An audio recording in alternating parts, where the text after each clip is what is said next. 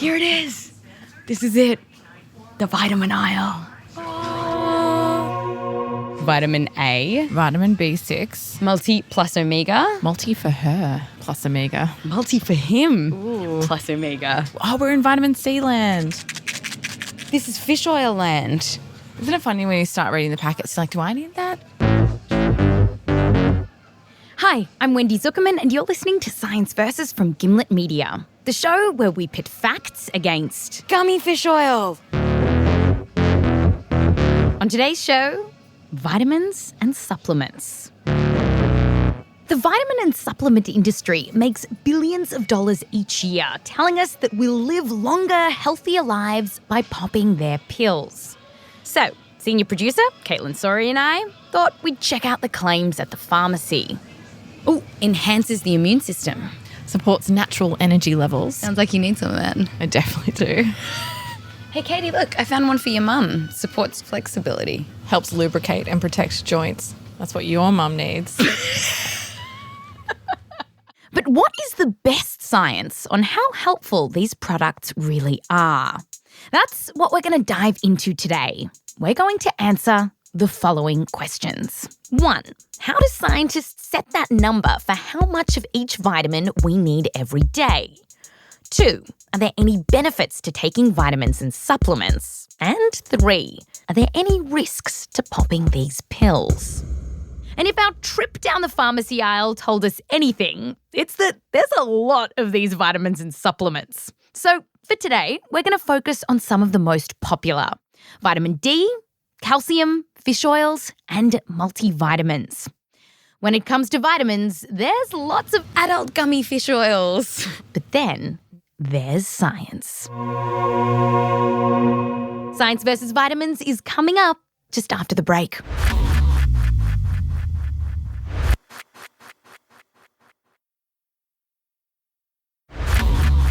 Welcome back. Today, we're diving into the potential benefits of vitamins and supplements. But first, a story from the high seas. You see, we need vitamins in our diet. And the story of how we came to know this was, well, pretty gross. 500 years ago, sailors set out on these long sea voyages, and people started to notice that this wasn't particularly good for them. They'd get this weird disease called scurvy, where sailors would bleed uncontrollably from any exposed cut. In 1596, a British surgeon that saw a bunch of these poor sods wrote that their gums were rotten to the very roots of their very teeth, and their cheeks hard and swollen. Moreover, they were full of aches and pains, with many bluish and reddish stains or spots. It's pretty good. I think you went Scottish on a couple of words there, though. It's hard for me not to. This, by the way, is Scottish-born and bred Gimlet producer Matthew Nelson. But back to bleeding uncontrollably and scurvy. No one knew why these poor sailors were getting so sick.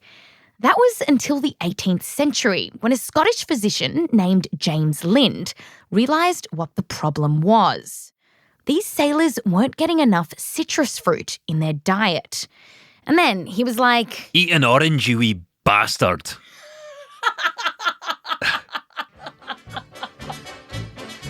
And it wasn't until the 1920s and 30s before scientists singled out the magical ingredient in citrus fruit that protected sailors from scurvy: vitamin C. And it was around that time that scientists were finding that other vitamins in our diet were linked to diseases, like rickets, which can give children bowed legs. That was linked to not having enough vitamin D. Too little vitamin A, that could make you blind. And these were some huge breakthroughs. Suddenly, vitamins were everywhere and they were curing people from horrendous diseases. People were so excited about vitamins that they started adding them to our foods, like flour and dairy products. Vitamin D milk helps build strong bones and teeth. And Ralph has decided that it must be lots of milk which has given Linda such a bright smile. Adding vitamins to foods made a huge difference. Fortifying milk with vitamin D helped lead to almost a complete eradication of rickets in the United States. And in this great vitamin age, companies quickly started turning vitamins into little pills and bottling them. And they were a hit. A magazine article from that time said that in 1937, Americans forked out almost $42 million on vitamins from the drugstore. But the messaging around vitamins shifted, and soon they were no longer just protecting you from something like scurvy or rickets, but they were helping you live a better, brighter life. Still tired after a good night's sleep?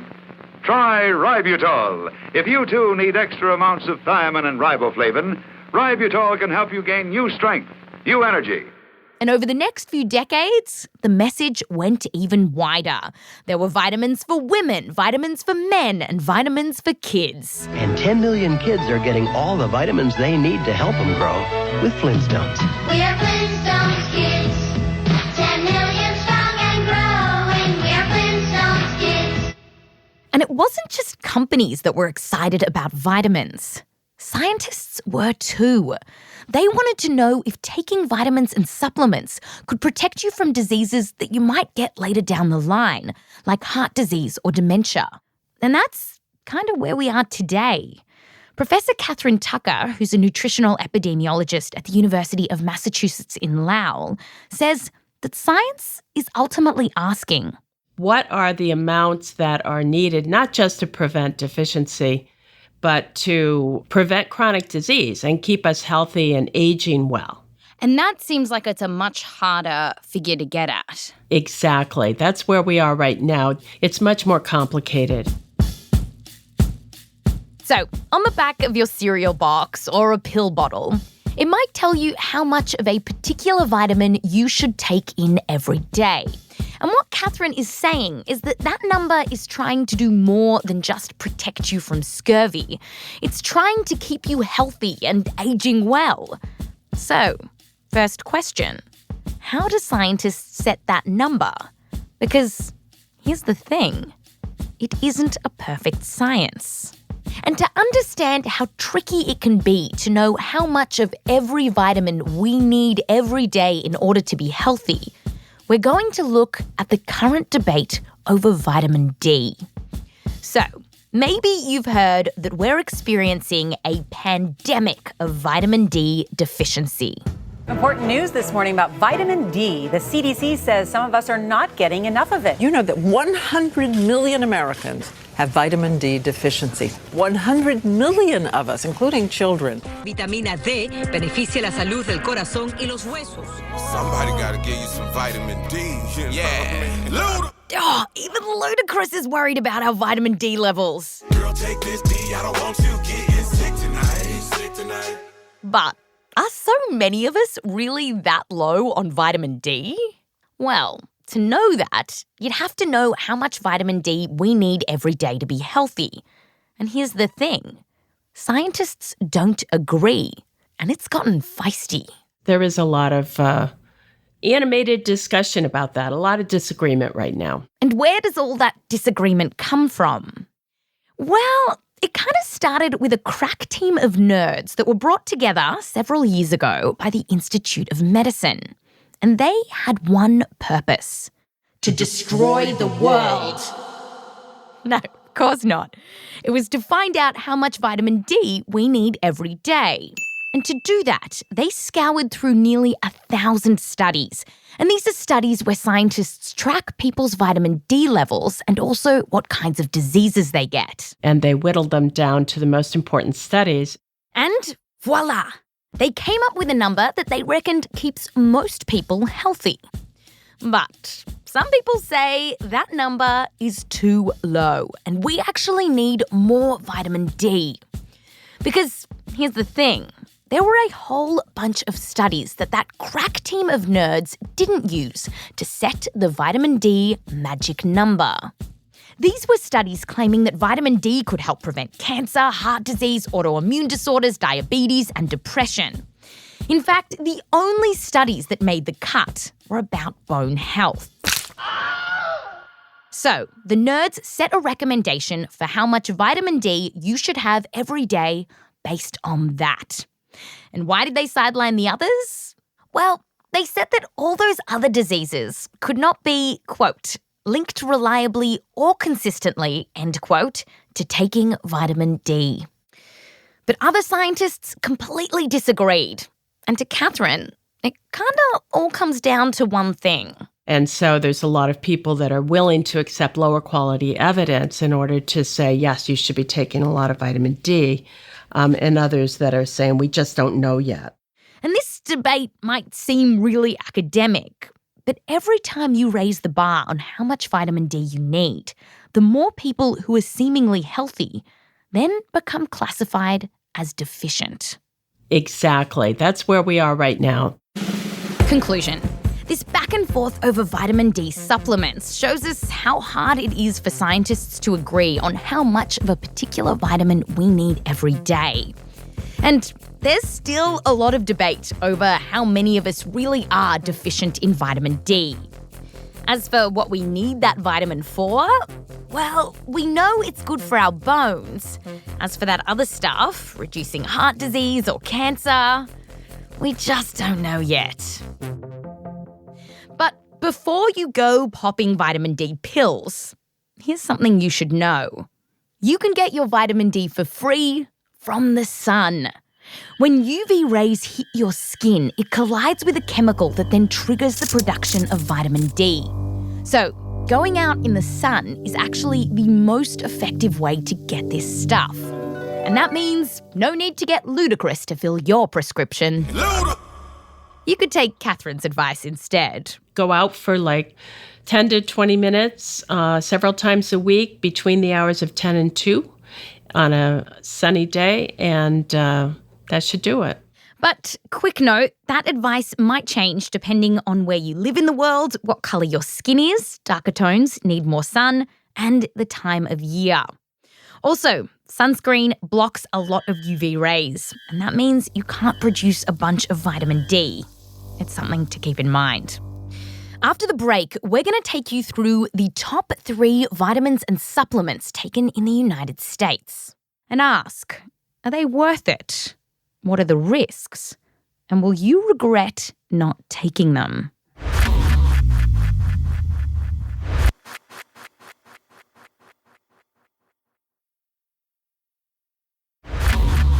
Welcome back. So, we know if you're deficient in vitamins, bad things can happen to you.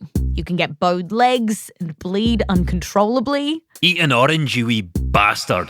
But if you're not in that extreme position, it can actually be really tricky to know exactly how much of each vitamin you need every day. Still, lots of people paid lots of money for lots of different vitamins and supplements. So, what evidence is there for any of them? Are they doing some good? So, according to a recent survey of almost 12,000 Americans, the top 3 most popular vitamins and supplements are, in the 3rd spot, fish oils, 2nd place, calcium, and the winner is multivitamins.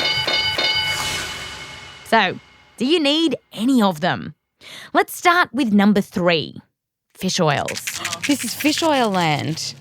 Gummy fish oil. And with Halloween just around the corner, should you be handing gummy fish oil out to trick-or-treaters?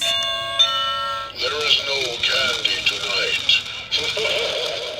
Okay, generally speaking, fish oil is packed with omega-3, which is a fatty acid. And our brain needs fatty acids to function properly. But our bodies can't make omega-3 fatty acids, which means you've got to eat them. It's found in fish, flaxseed oil, and walnuts. And scientists first realised the power of omega-3 when they found that people who ate a lot of fish had a lower risk of heart disease, dementia, and Alzheimer's. So some scientists thought, if fish is so good, what if you extract the omega-3 out of fish, pop it in a capsule, do you still get the benefits of eating the fish? So we're going to look at that today, and we're focusing on claims about the brain. Hi, Wendy. My name's Simon Dr. Simon Dyall. Simon is a neuroscientist at Bournemouth University in the UK. He has spent his career studying omega-3 and says that once you take omega-3 out of the fish and stick it in a pill, it's not so easy to see its benefits. So it's very hard to sift through the literature and actually get a clear picture. So what do we know? Let's first look at people who are already starting to go dotty. Say the early signs of Alzheimer's are already there. Can omega-3 help you? Probably not.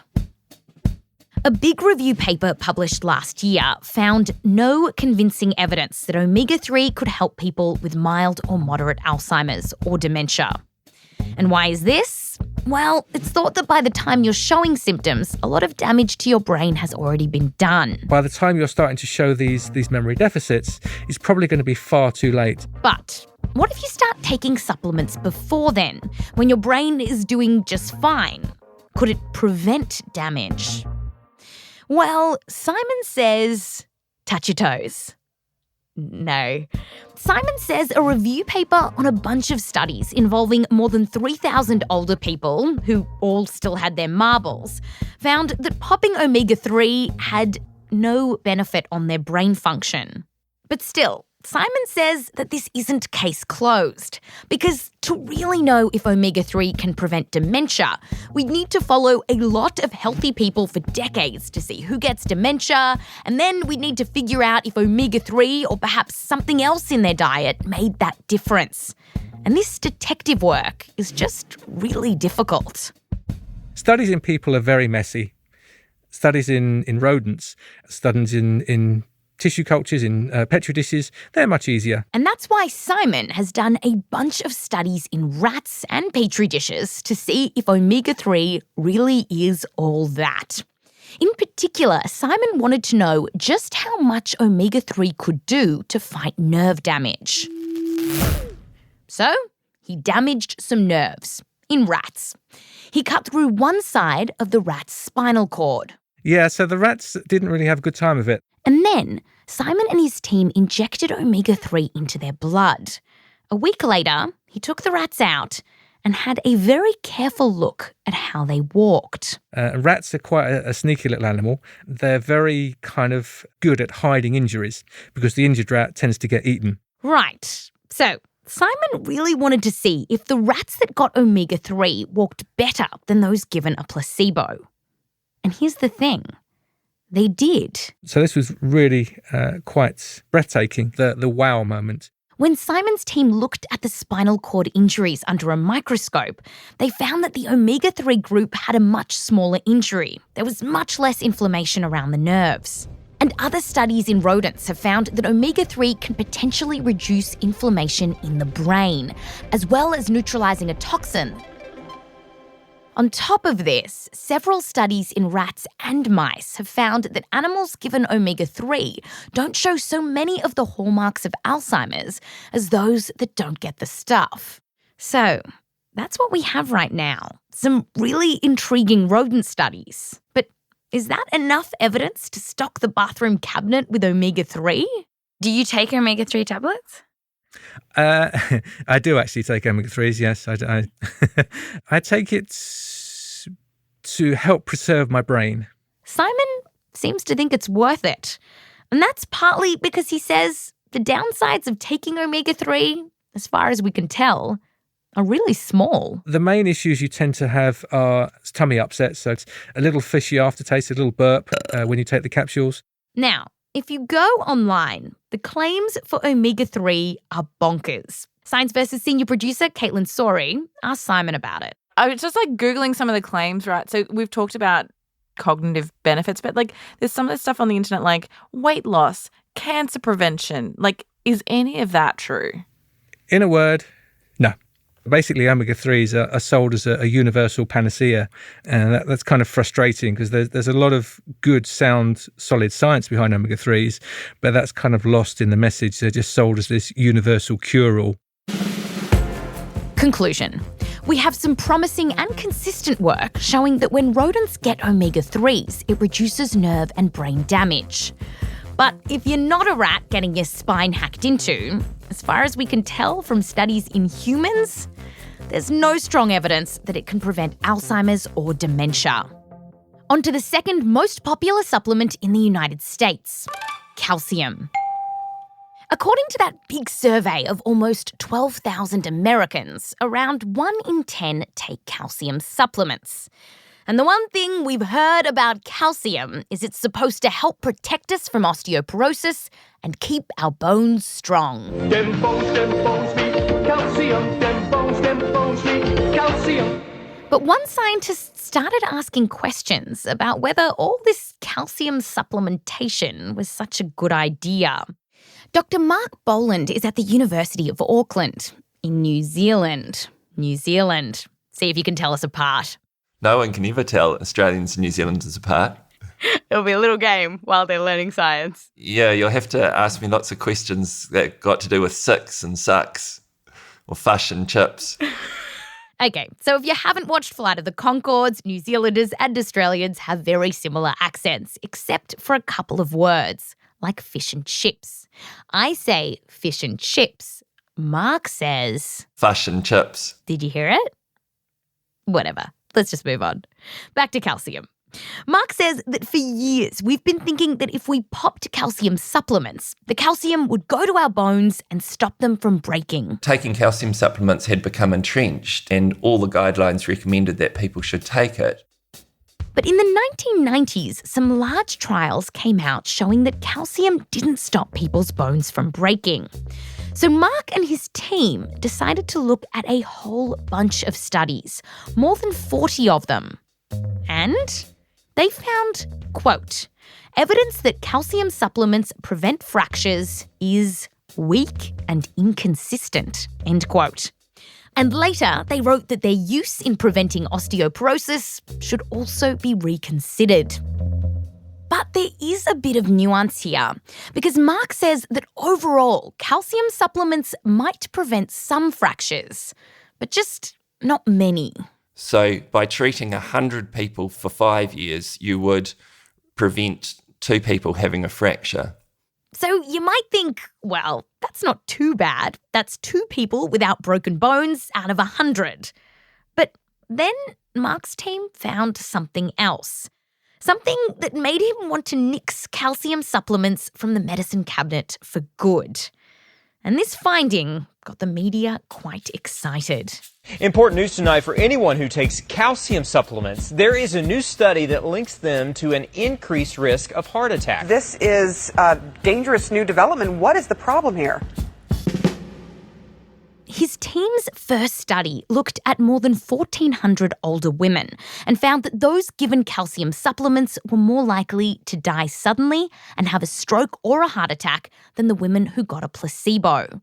Mark's team followed that up with a big review paper tracking thousands of older folks, and he found the same thing. But, and this is important, while calcium supplements did increase the risk of getting a heart attack, not that many people in these studies actually got a heart attack. Oh yeah, the risks of heart attack and stroke are small. But Mark says that because the benefit of calcium supplements is tiny too, overall, he just doesn't think they're worth taking. Now, side note, you might have heard that you should take calcium not by itself, but with vitamin D to help your bone health. Mark looked into this and he found that the combination didn't help much either. But, of course, not everyone agrees with Mark and his team. After Mark published his work, the National Osteoporosis Foundation, a leading body on bone health in the US, joined up with the American Society for Preventive Cardiology. And they said that when it came to heart disease, calcium supplements, quote, should be considered safe, end quote. Are they just totally disregarding your work? No, they're not totally disregarding it. They just disagree. And how can you disagree when there's data? Science is often about the art of science rather than there being an objective truth. Did you say the art of science? Oh, no, that's my thick New Zealand accent for you. No, the art, A-R-T. And so that's the interpretation of results is an art rather than a true science. So it is both the art and the art of science? I didn't quite catch your Australian accent there. Okay, so the thing that Mark is calling an art is when, for example, you're pulling together a bunch of studies so that you can make strong conclusions about what supplements to take and what supplements not to take. Doing that can be difficult, and reasonable scientists can disagree because you're ultimately deciding what's a good study and what's a bad study. So, do you throw out that study that didn't consider people's diets? Or what about the one that didn't look into how much exercise they did? Or do you toss out that study that accidentally signed up a bunch of amateur rodeo cowboys? Yeehaw! Howdy! What you let in and what you let out can ultimately change your results. And just quickly, we've talked a lot about adults taking calcium supplements, but what about the kiddos? Well, a review paper found studies, quote, do not support, end quote, giving calcium supplements to healthy children. So if you were going to explain this to your 7-year-old, he said, Daddy, should I take calcium supplements? What would you say? I would say no, they'd be a complete waste of time for you. Why do you ask? Conclusion. While there is some debate here, as best we can tell, calcium supplements, with vitamin D or not, probably aren't that helpful for keeping your bones strong and preventing them from breaking. And meanwhile, they might increase your risk of getting a heart attack, even if just by a little bit. So finally, on to America's favourite vitamin, multivitamins. Which, according to our big survey, 1/3 of Americans are popping. People say you should take them, your kids should take them, and you should feed them to your dog. Has Sparky lost his spunk? Has Lucky lost her luster? It might very well be a vitamin deficiency. We know that eating a diet full of fruits and veggies packed with all sorts of different nutrients can help us live longer and prevent heart disease. But what happens when you extract out all those essential vitamins into one big pill? Well, here, Katherine, our nutritional epidemiologist, she's got some good news for you. Yeah, the multivitamins will not hurt you. A review paper published this year found that studies going on for 10 years find that multivitamins are safe to take. But if you want more out of your pill than that, like if you hope it'll help you live longer and have a healthier life, well, here the news isn't so good. There's been some big studies that showed that they didn't really have a major effect. One huge thumper of a study recruited 14,000 older men, gave half of them multivitamins and half of them a placebo, and then followed them for more than a decade. And after all that work, it found no difference in the rates of heart attacks and heart disease between the two groups. And then, when that research team looked at cancer, well, men who took the multivitamins had a slightly reduced risk of cancer. But the researchers said that we shouldn't get too excited about this because other large studies have been really mixed. Still, Katherine isn't ready to piff out these vitamins just yet because she says that a few large studies that have looked into multivitamins have been done in doctors, and they might already have really good diets, better than your average Joe. So for people who aren't eating so well, So I think it doesn't hurt to take a multivitamin for insurance. Conclusion. As best we can tell, multivitamins are safe to take, but there's not good evidence that they'll help you live longer either. And just quickly, it's starting to get colder in North America. Yay, cold and flu season. Achoo! So, should you be popping vitamin C and zinc? Well, there is evidence that taking vitamin C and zinc lozenges could help you get over your cold a little bit faster. But there's not good evidence that it will keep you from getting sick in the first place. For example, a big review didn't recommend that the average person start popping vitamin C to stop them from getting a cold. And then, what about everything else? When it comes to science versus vitamins and supplements, do they stack up? Are we in a vitamin D deficiency pandemic? Well, that all depends on how you define deficient, and scientists are battling through that right now.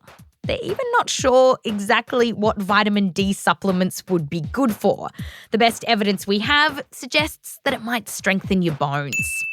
What about omega-3? Well, if you're a rat with a spinal cord injury, then get onto that omega-3 stat. For the rest of us, well, as far as we can tell, there's no harm to taking them, even if the science at the moment doesn't really show that it helps. As for calcium, there's a big debate going on right now. It might prevent a few broken bones here and there, but you've got to weigh that against the potential but small risk of heart disease. And finally, multivitamins. Well, again, the research here is pretty underwhelming. But the thing is, we know that vitamins aren't bull. We know that we need to eat vitamins in our food to be healthy, that's for sure. And we've known that for around 100 years. But if your gums aren't bleeding from scurvy and your bones aren't vercucked from rickets, can vitamins and supplements help you live your healthiest, longest life? Well, it doesn't look like they do much. But studying this stuff is really hard. And even all the research we have can't tell us whether you listening, should be taking vitamins or not. And it's this gap in the science, this nagging question of, should I? Maybe it will help. Maybe I'll regret not taking it.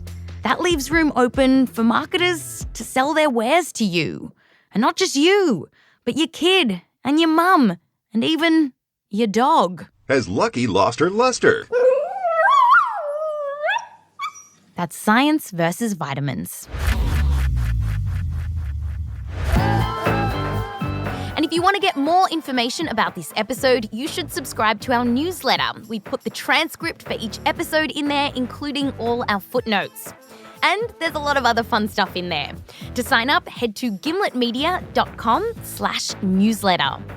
This episode has been produced by me, Wendy Zukerman, Heather Rogers and Shruti Ravindran. Production assistance from Rose Rimler. Our senior producer is Kaitlyn Sawrey. Edited by Blythe Terrell with help from Alex Blumberg. Fact-checking by Michelle Harris. Sound design by Martin Peralta and Bobby Lord. Music written by Bobby Lord. An extra huge thanks to the Zukerman family, Joseph Lavelle Wilson, Chris Giliberti, Jasmine Romero, Matthew Nelson, Stevie Lane, Dr. Harri Hemilä, Stephanie from the New York State Library, and Dr. Rajaprabhakaran, Rajarethinam. Next week, we're going to be working on some news stories, so there won't be a Science Versus episode. But then we'll come back with our investigation into what's killing the bees. Are we really in a bee-apocalypse? A world without bees is a world without blooming flowers and plants. We would still have food, but we'd be eating gruel. The stakes are high. Stakes are very high, yeah. It literally is like Dorothy in The Wizard of Oz going from Oz to Kansas. I'm Wendy Zukerman. Back to you next time.